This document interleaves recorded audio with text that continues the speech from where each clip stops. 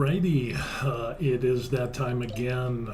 We are starting off with the question, retired in Korea, how long does that Korea F1 and F4 visa last, and when do you renew, and how long does it take to renew it? This is a topic that I haven't seen discussed in a while, and that's what we're going to talk about because not too many people discuss it. Matter of fact, I haven't found anybody to discuss this. And it's something that you should be made aware of. Definitely if you're considering coming to Korea and retiring like we did. Now you might be wondering, who am I? I'm Steve, the retired hobby tech guy. The wife and I, what we ended up doing, is a little backstory. We sold everything that we owned in the United States. The house, the car, the truck, the guns, the ammo, everything in the kitchen junk drawer. And we threw some stuff in a couple of suitcases and boom, we ended up retiring here in Korea. So with that being said, we did all that, and now we're here. And how did we get here? Well, my wife has some Korean ancestry. She was born and raised in Korea. We met, our eyes locked across a crowded room, and it was love at first sight. And long story short, we've been together 35 years and going. And apparently I passed the test, so now I'm a keeper. I passed my training, and I'm allowed to stay. So that's a big stress, a big weight off of my shoulders. So, but with that being said, what we ended up doing is retiring overseas here in Korea. Now, Korea isn't really known as a big expat retiree place because it doesn't have retiree options like the SRRV of the Philippines or Thailand, which has got all kinds of crazy retirement visa, closing bank accounts. It's just getting pretty ugly over there. So with that, how did we retire in Korea? Well, because my wife has Korean ancestry and she was a citizen, she became a U.S. citizen. And then we found out that she could get the F4 visa. Now, with the F4 visa, my wife can come back to Korea. She can work if she wanted to, but we both retired early, so we're good to go on that. And then I have the F1 visa, which means I'm the spouse of an F4 visa holder. Now, we're going to go over some information because there seems to be a disconnect on how long does the visa last? I've heard people say, well, it's only good for 1 year or 2 years or 3 years. And there's a little bit of detail. And that's where the rub comes in because I think there's a lot of misinformation that stems from that. And we're going to go over that. Faritha says, good morning, Steve. Hey, good morning. How's it going? We're still here in Korea. And hopefully you're having a good morning as well. To let you know, this is a little side note for therapists. Does this look familiar? Yeah, that is, we clipped this out from the helmet, and we're going to kind of do some more cutting with this and sanding it down. This is going to be the frame for the helmet back there, so we can get a better visor on that. So in case you're wondering, I do 3D printing and stuff like that. So besides going to the gym, painting miniatures, do 3D printing and doing a big cosplay. That's going to be one of my bucket list things. So, but anyway, Farithis is involved in that, and he's helped me out with a lot of stuff.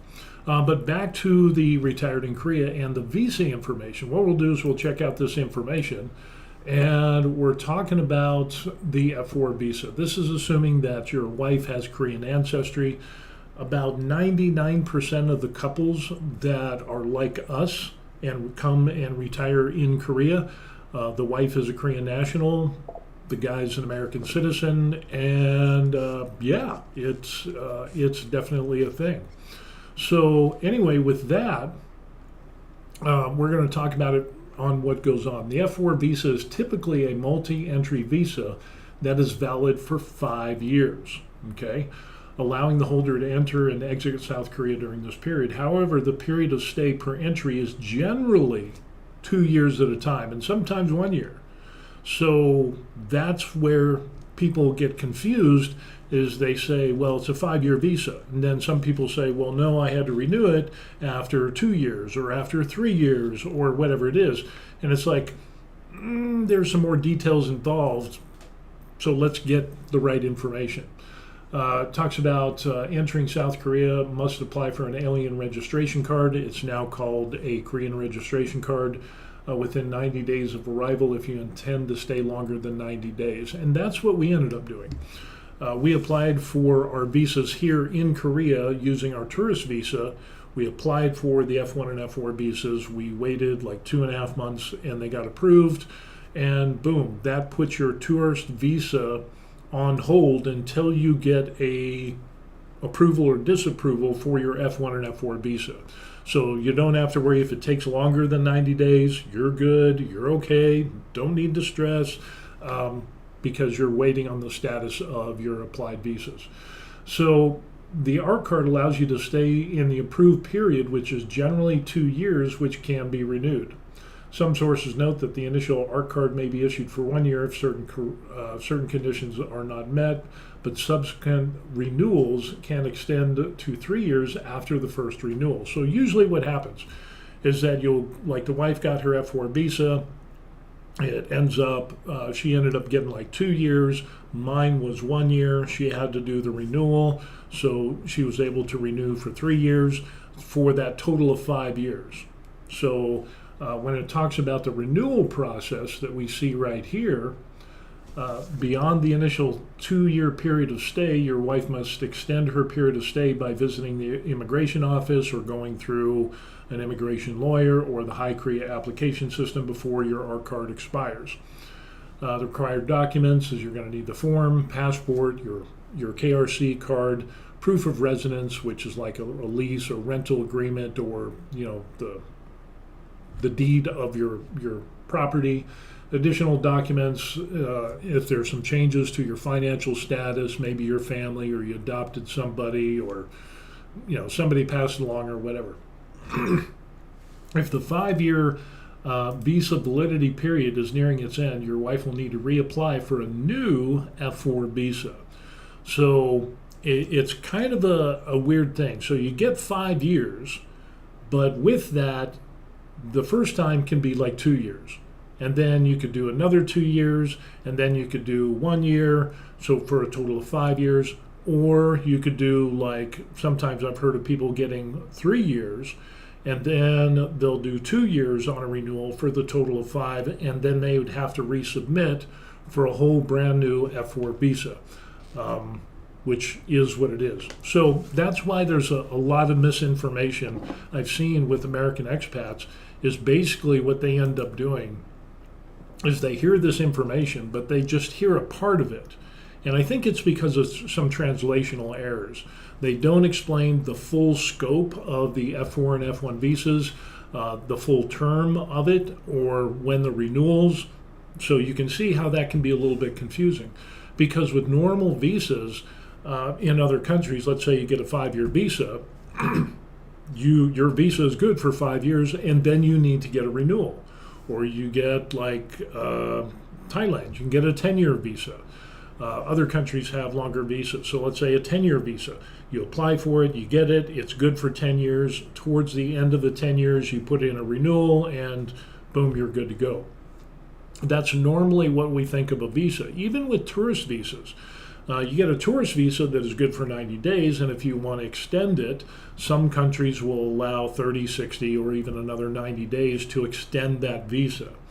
So there's the rub when we're talking about this Korean F4 and F1 visa, is that even though it's good for 5 years, you'll initially get it, but the term will be 2, and then you can renew for another 2 or 3, and then once you get close to that total 5-year mark, then you'll need to resubmit for another F1 or F4 visa.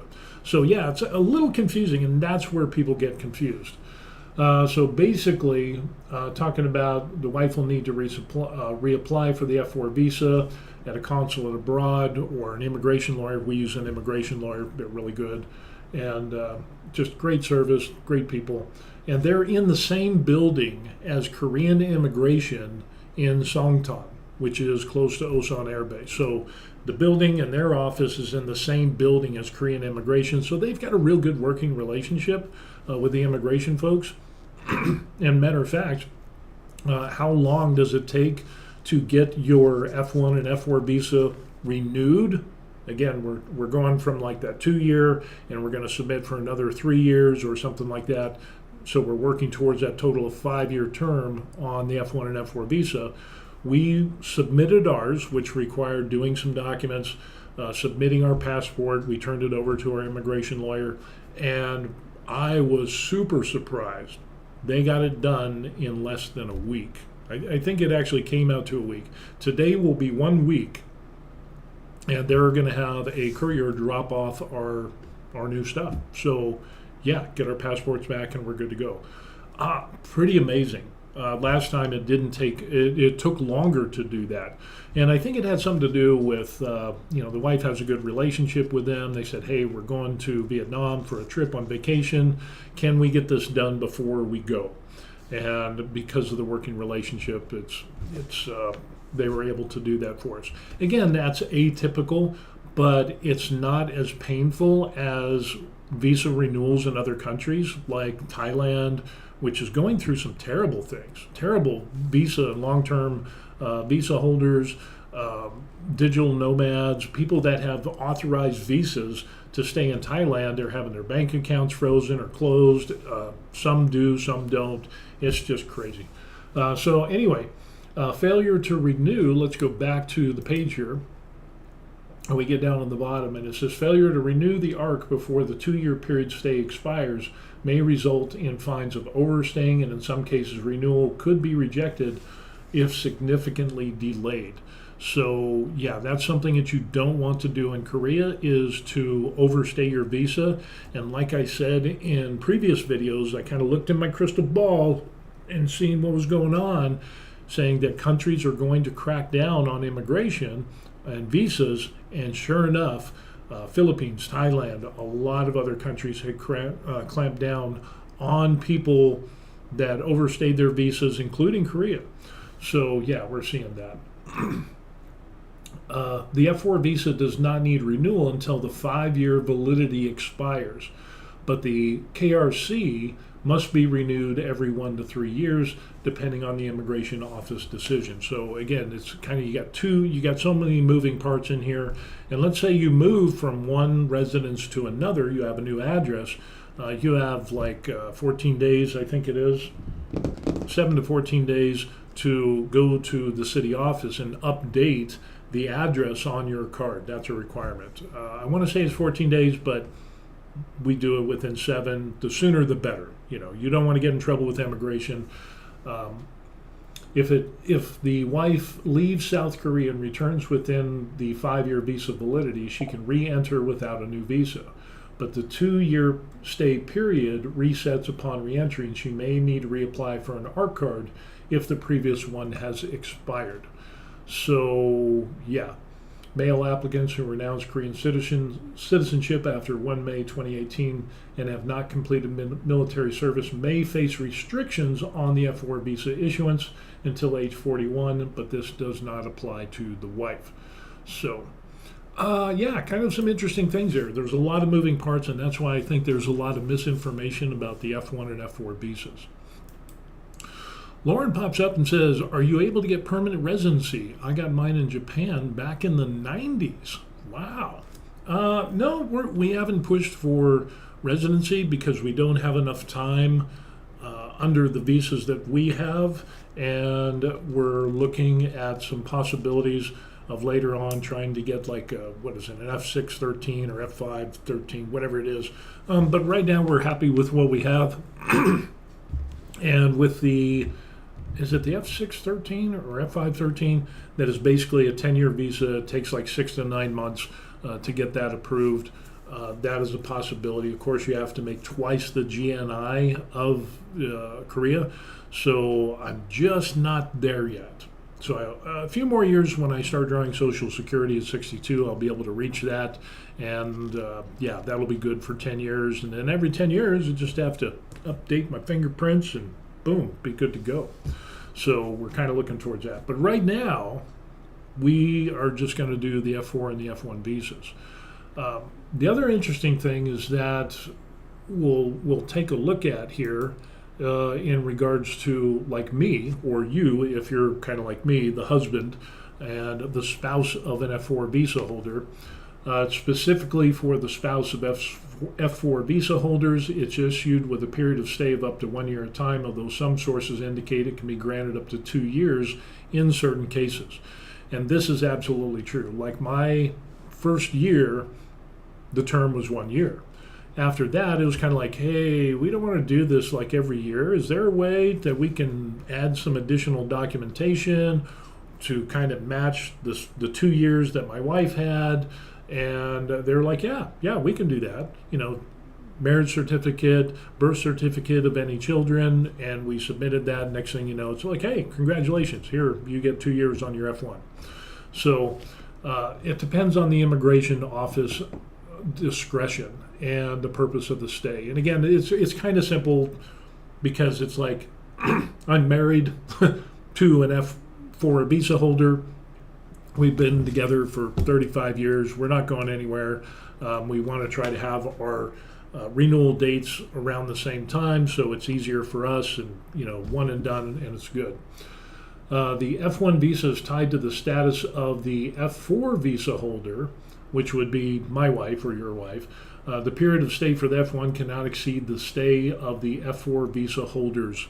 So if the F4 visa holder, in other words, my wife's KRC or ARC card or whatever it is, ends up expiring, mine is done.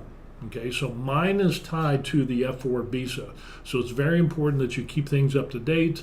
And like the F4 visa, you must apply for the alien registration card within 90 days, which is, you apply for the F1 and F4 visas.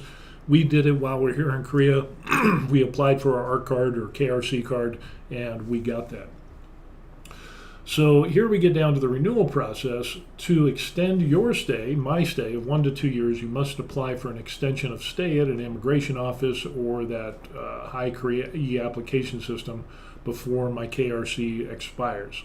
Generally, it's about 4 months before. So, I don't know why they say it's, here is your term, but you have to back it up 4 months and then renew or reapply or whatever. Application form, passport, your ARC card, proof of residence, document, all of the same stuff. Financial proof. We didn't have to do anything when we did our renewals because nothing had changed, so they were good with that. But that's not indicative. Maybe the immigration that you go to might want a resubmission of all your banking documents, for like 1 or 2 years, your federal tax returns, a couple of years, copies of those, and then a recapitulation sheet of your finances. This is very important because I try to make it easy for the immigration office to read the information.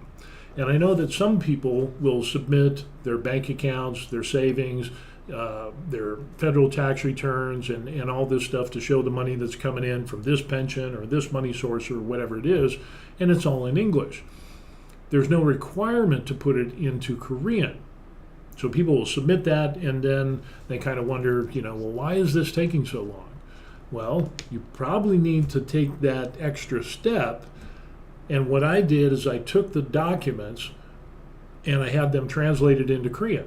Just simple online translation, put it into Microsoft Word, select all the text, translate it into Korean, and boom, there it is. So I had a recapitulation of showing my Army pension, these funds, this fund, this is the copy of our savings accounts that we have and how much money.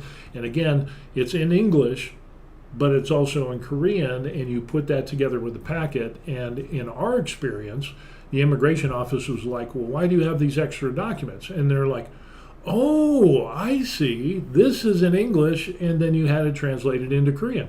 This will make it so much easier. Thank you.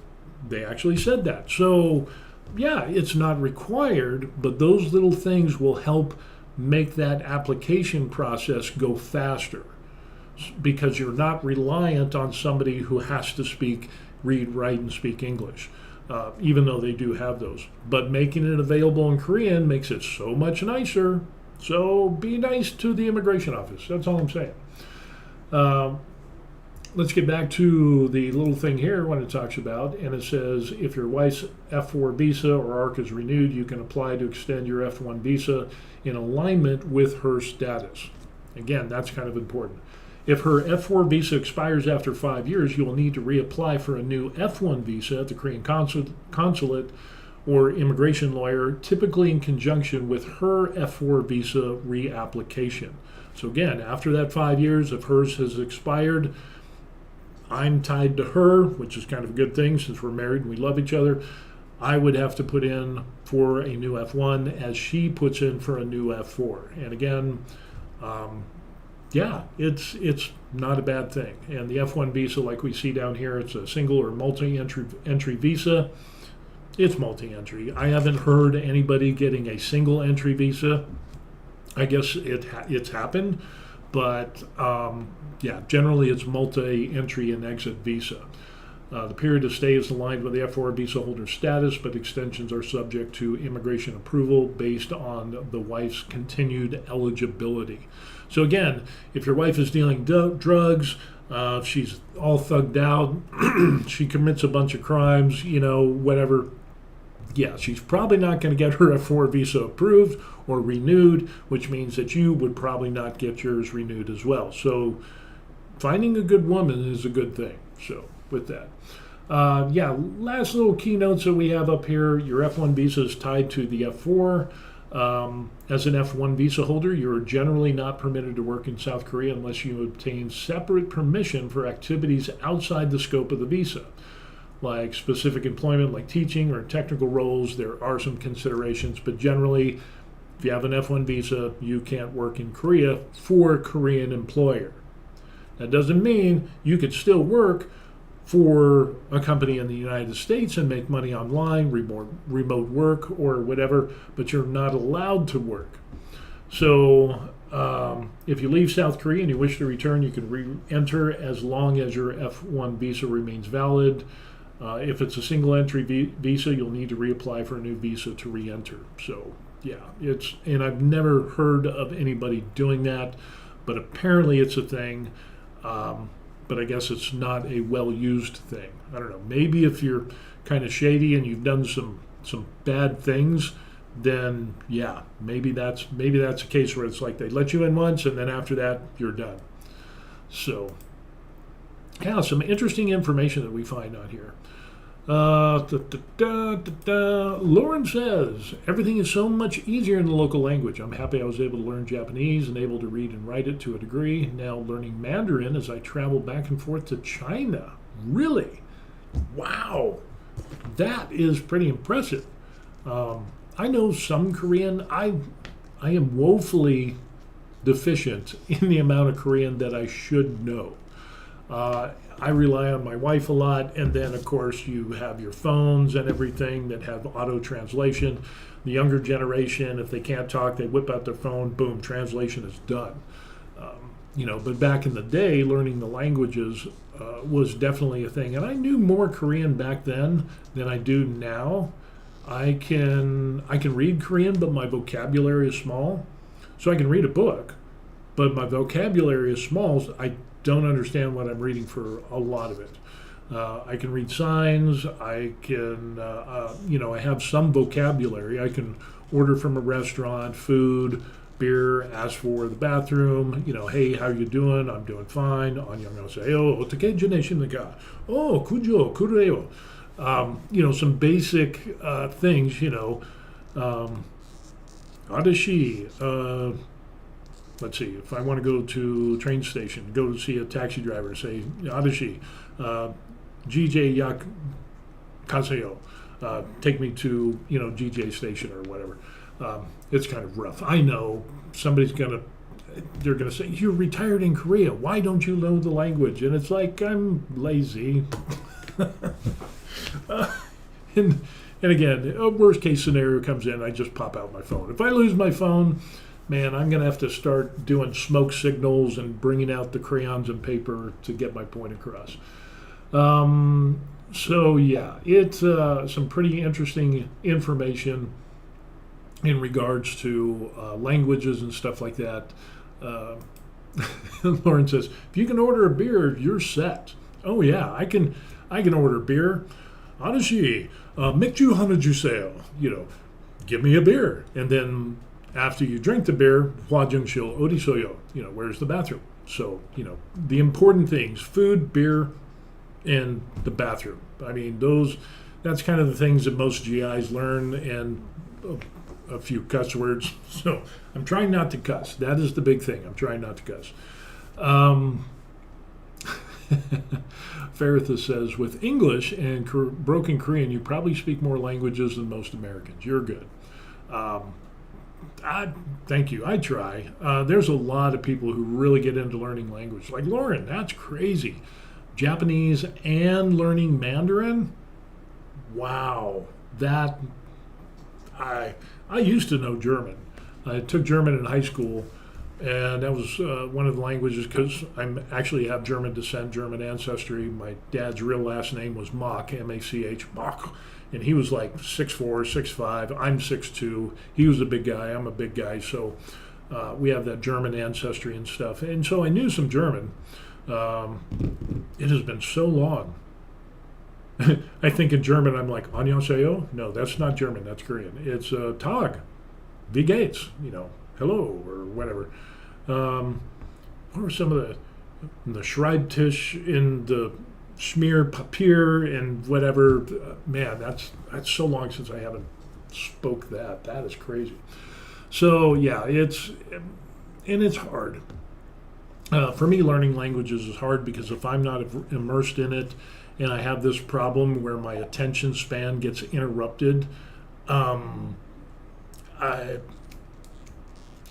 go on to other things. And if you see my channel, you'll know that I'll get into one thing and it's like, ooh, resin printing, and then it's like, ooh, 3D FDM printing, and then ooh, painting miniatures, and then ooh, laser engraving, and then this and that. So I kind of got some ADHD thing going on before it was even ADHD. So I got those squirrel moments where it's like my attention will be diverted, I'll do something for a few minutes, and then I'll get into something else. So doing something that requires a lot of time consistently, that's hard for me. So yeah, that sounds like a good excuse for me. Faritha says, German and English, fluent here, would like to learn Spanish. You used to know a little bit of Spanish when we did real estate investing in Colorado, and yeah, it'll be, of course, that was like, help fix this, move this, whatever, people that worked on our cruise or whatever, but not much. Cerveza, I remember that. Lauren says, wait until you start talking in your sleep in Korean. I still dream in Japanese. Wow, that's a little crazy. My wife, born and raised Korea, but she dreams in English, but then sometimes she speaks English in her sleep and sometimes she speaks Korean. So she's fluid, awake and asleep, which is crazy. My dreams are pretty disturbing, so usually it's a lot of screaming is involved, and yeah, we won't get into that. Faritha says, ADHD is like a superpower. You sort of get good at everything. That's true. That is absolutely true. You get hyper-focused, and boom, you dive right in. You try to get the quick results, and then it's like, oh, okay, well, I kind of got, boom. Then you go to something else. You end up being that jack of all trades. So when I start doing my cosplay armor, that is going to be a thing because that's going to be a long, drawn-out process. So we'll see how that goes. Bertha says, Lauren Robbins, apparently I speak German in my sleep. My significant other always tells me I sound like the Germans from the Indiana Jones movies. You gotta love Indiana Jones, except for the weird alien one. That was kind of the disappointment. But Indiana Jones. I mean, anytime you got somebody fighting the Nazis, it's always got to be good. But yeah, it's a thing. That's kind of funny though. I had a few German friends when I was in the military, and we would go to Oktoberfest when I was stationed at Fort Lewis, Washington, and we would have a great time up there. And then uh, after I got married to my wife, who's Korean, and we had our daughter, we came to Fort Sill, Oklahoma. That was one of our duty stations. And we went, no, it was Fort Campbell, Kentucky.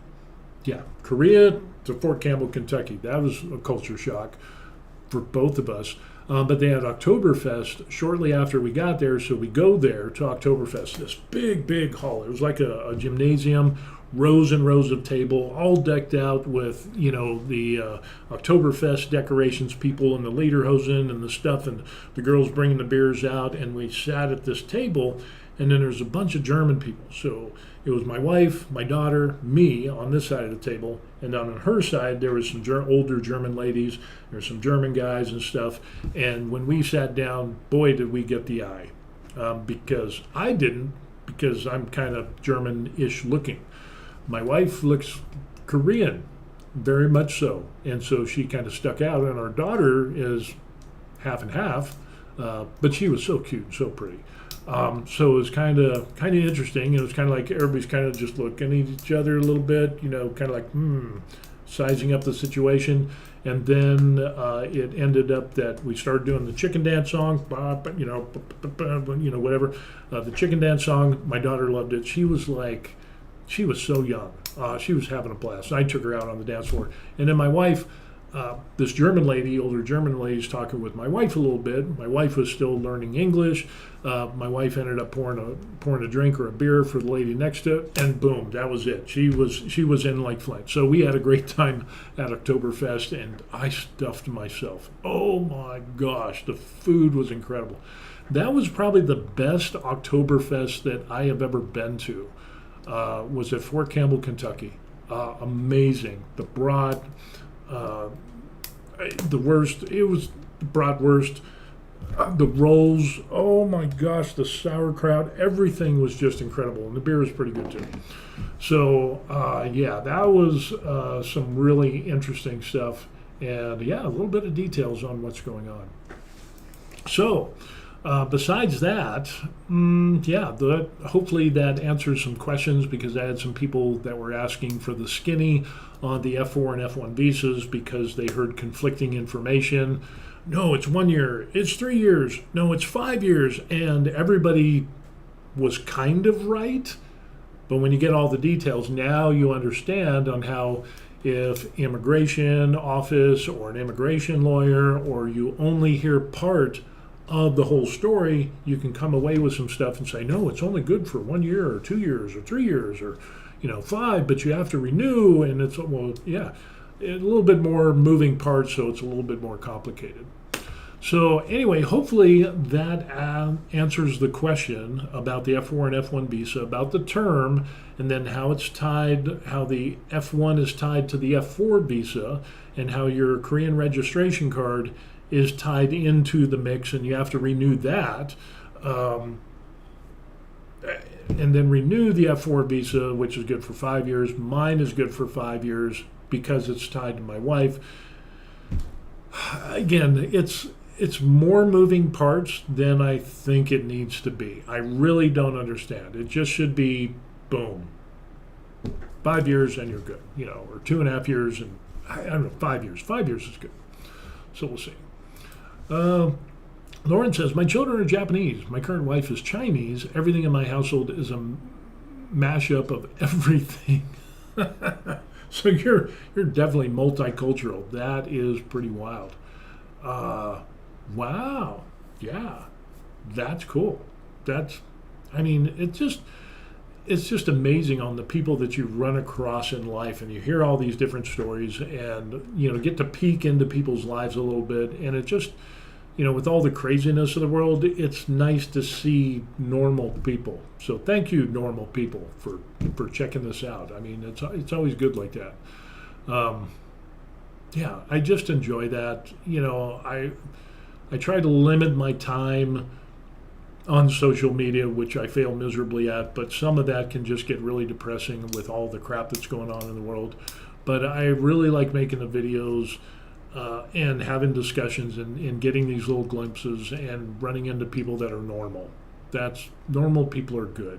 Common sense, normal. That's always a good thing.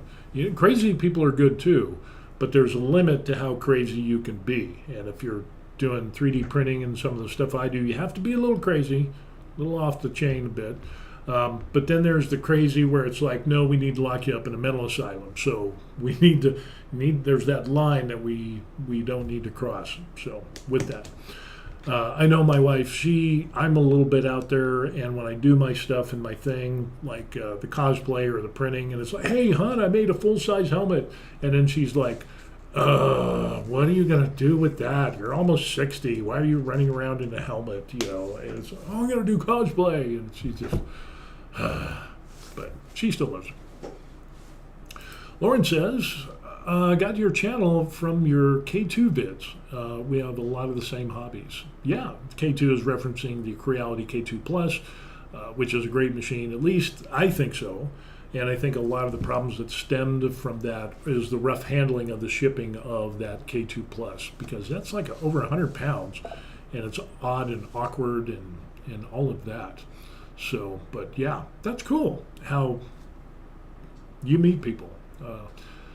Veritha says, we're definitely moving into post-social media world. Social media is turning to crap, so people return to their niche forums and hobby groups.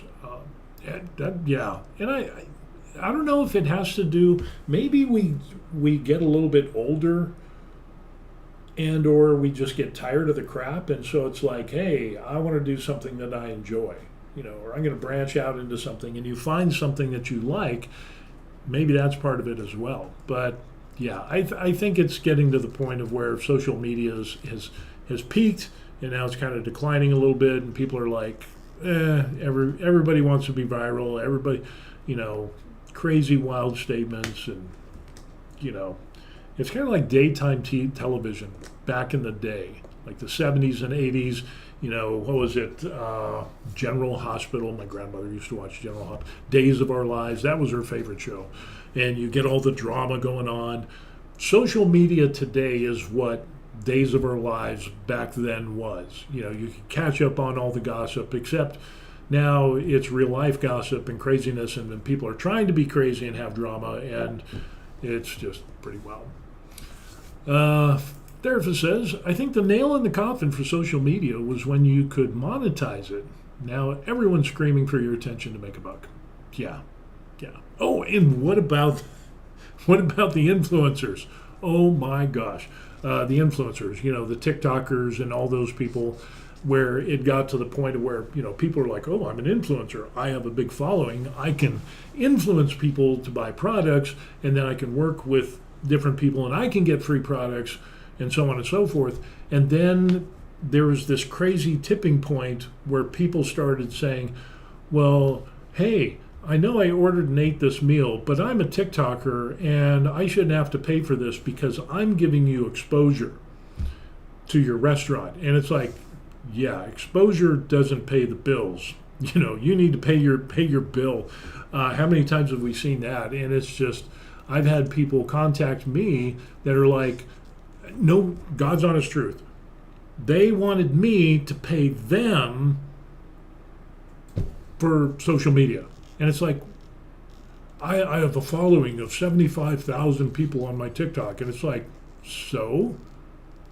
Why would I pay you for you to say something about my YouTube channel? That doesn't make sense to me. And the people that follow you aren't interested in the things that I'm interested in or the things that I do on my channel, so it's not really going to do anything. Well, you're missing out on a great opportunity, and then it's like, oh, no, thank you, I don't want to do that. And then they get snotty and then snooty and rude and then cuss me out. And it's like, seriously, this is what society has come down to.